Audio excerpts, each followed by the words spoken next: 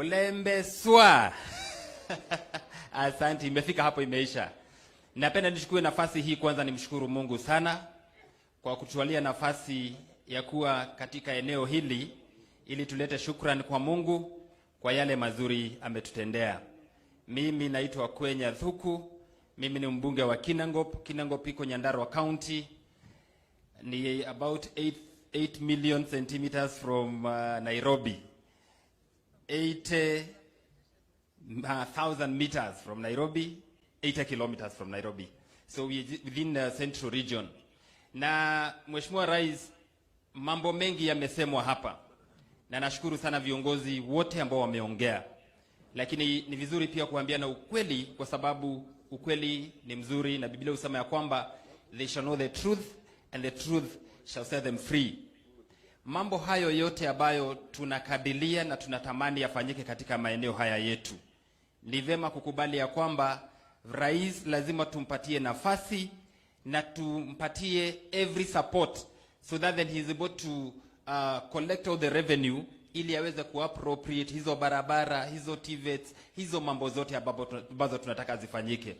Na nashukuru rais kwa sababu for the first time tumeona ukiengage leaders ambao wamechaguliwa ili waweze kuelewa ni wapi tunatoka na ni wapi tunaenda.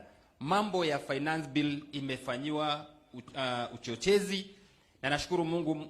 Mtu mmoja ambaye mchungaji mmoja akiomba hapa alisema ya kwamba Mungu atusamehe. Mchungaji wa nyama nimesikia ukiomba vile. Mungu atusamehe kwa sababu ya uchochezi ambao tumefanya kama viongozi. Na ukweli ni kwamba kuna uchochezi mwingi katika mambo ya finance bill. Na ni kwa sababu watu hawakuwa wanaelewa. Lakini sisi kama viongozi tumepata nafasi ya kuelewa ni nini hiyo. Na ndivyo maana unaona ya kwamba wengine wetu tulichaguliwa tukiwa Azimio, kama mimi nilichaguliwa na chama cha Jubilee. Lakini kwa sababu ya kujua ukweli, nimesema ya kwamba I am going to support the president to make sure that he delivers this country to the next level. Kwa sababu hatuwezi we cannot dwell in elections mood year in year out. We must allow ourselves to grow and to get to the next level. If you're not going to support our leaders, tukishachagua kiongozi leo, kesho tunataka tena tuketi kwa meza, sio ili wewe ufaidike wewe mwananchi, ni ili familia fulani ziwe ndizo zitakazofaidika na maandamano yako. Tafadhali wananchi na waomba, msikubali kuingizwa katika uongo wa siasa.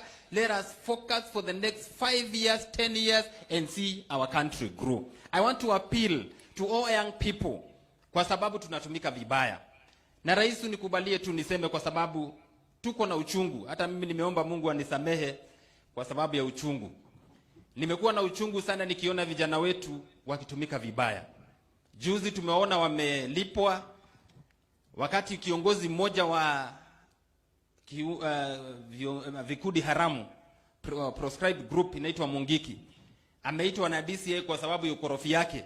Vijana wetu wamelipwa na tunajua ni nani amewalipa ili kwenda kuandamana kwa DCI. Sisi watu wa mlima tungetaka kukuambia rais, hatutakubali hata kama ndiye aliyekuwa rais anafanya kazi ile, kwa sababu hatuogopi, tunajua jinsi anavyofanya kutumia vijana wetu vibaya, ilhari wako makazi mazuri, wanaishi maisha mazuri. Vijana na waomba kwa unyenyekevu, tusikubali kuongozwa kwa njia upotevu, kutumika na watu ambao wanajitafutia vyeo, wanajitafutia nafasi katika serikali ambayo imechaguliwa halali, kwa sababu wao ni kama Kaini, wamejawa na wivu na machungu ya kwamba ndugu mdogo amechukua uongozi. Shika uongozi imara rais, na tuko nyuma yako mpaka mwisho. Mimi sitaki nipitishe pale, lakini ningaliomba kiongozi aliyekuwa wa Jubilee, Mheshimiwa mstaafu Rais Uhuru Kenyatta,